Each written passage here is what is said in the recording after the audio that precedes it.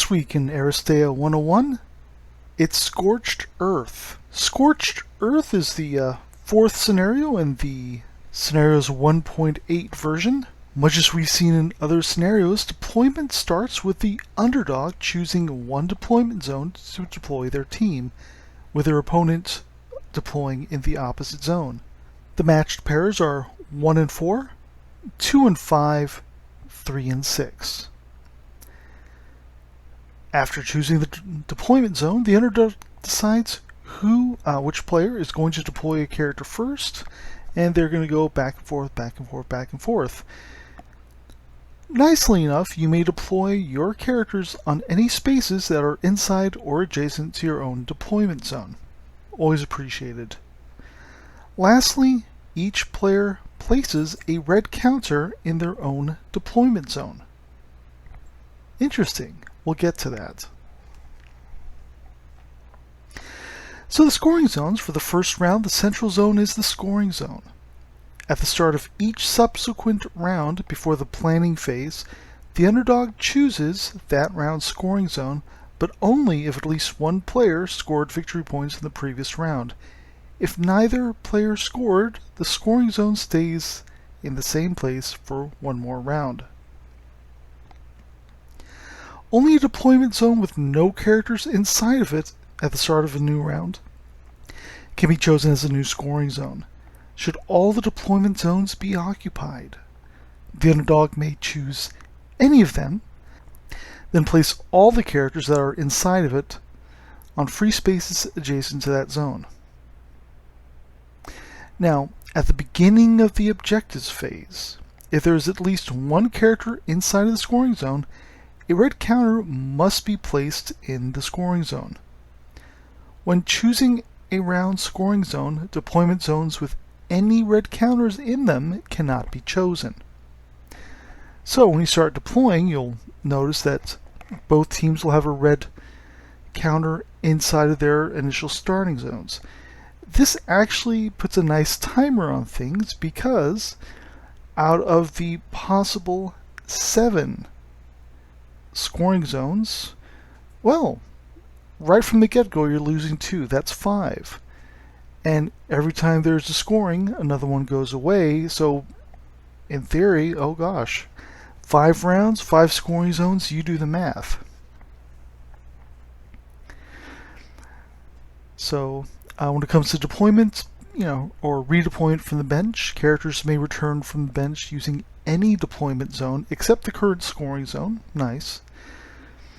For objectives, during the objectives phase of each round, check whether either player has achieved any objectives, and if you outnumber your opponent inside a scoring zone, so they've got 1, you've got 2, they got 2, you got 3, you're going to get 2 victory points. However, if you're tied 1-1, then what will happen is, well, it's just 1 victory point for both players. Now, if there's nobody in there, nothing happens. Additionally, if it's not scored, well, you don't get the Scorched Earth effect either.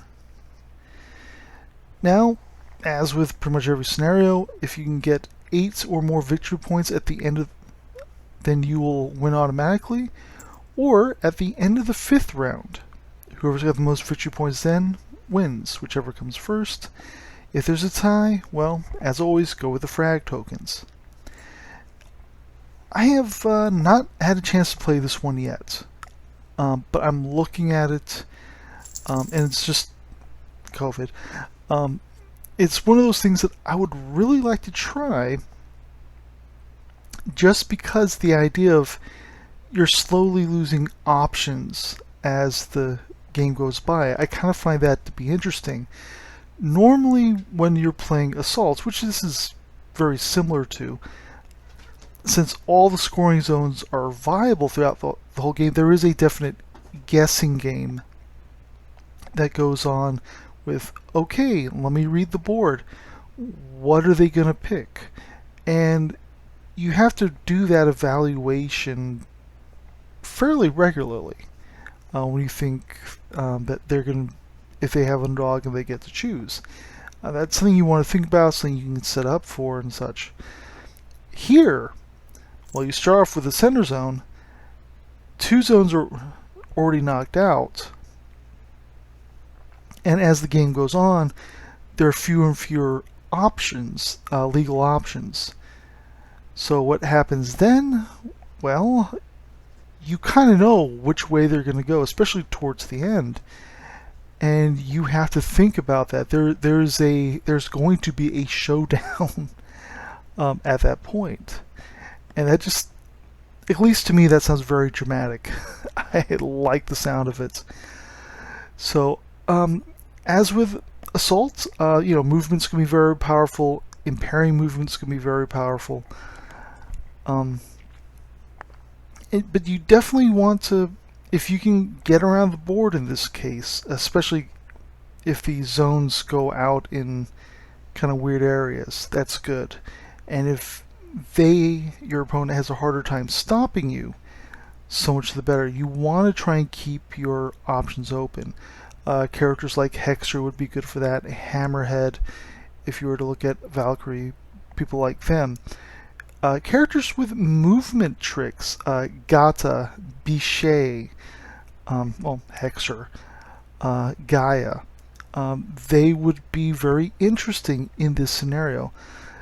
And quite frankly, high damage just to get people the heck out of the way, because as the game goes on, well, getting those limited zones and getting to them is going to be more and more important. So, you got your Musashi, you got your Wild Bill, characters like them. This is really interesting. I do want to try this at some point soon. It's a very tense looking scenario. And yeah, that just looks great. So next week, I do need to make mention, we're going to be going over Blitz, one of our favorites. Like, comment, and subscribe, and we'll talk to you next week.